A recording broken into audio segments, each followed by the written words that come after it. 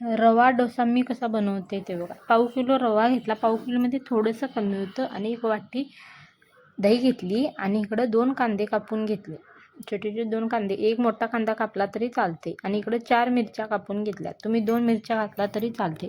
सगळं एका वाटीत घेऊन मिक्स करून घ्या. वाळलं शक्यतो मिक्स करा, मग नंतर पाणी घातला तरी चालते. आणि मीठ घाला. मी मीठ घातले आणि सगळं व्यवस्थित मिक्स करून घ्या.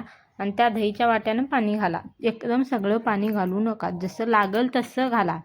बघा मी असं बॅटर तयार करून घेतले. तुम्ही बी असंच तयार. एवढं पाणी, जास्त पाणी घातलं की मास होते. मग थोडं थोडं पाणी घालून बघा असं मिक्स करून एक 15-20 मिनटं ठेवून द्यायचं, म्हणजे रवा पूर्ण भिजतो. मग नंतर ना एक तवा घ्यायचा, त्याच्यात तेल घालायचं आणि बघा असं घालून घ्यायचे.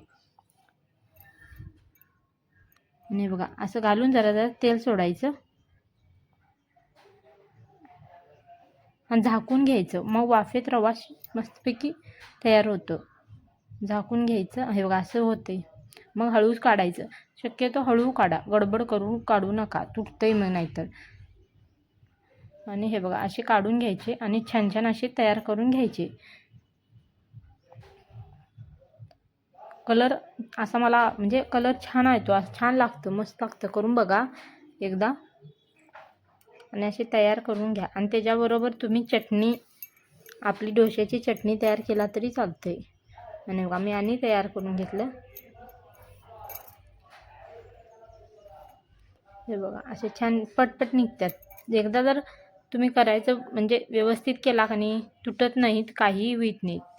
हे बघा असे छान काढून घ्यायचे पटापटा. आणि इकडं मी ग्रीन चटणी तयार करून घेतलेली. चटणीबरोबर हे बघा कसं झालं मला कमेंटमध्ये सांगा.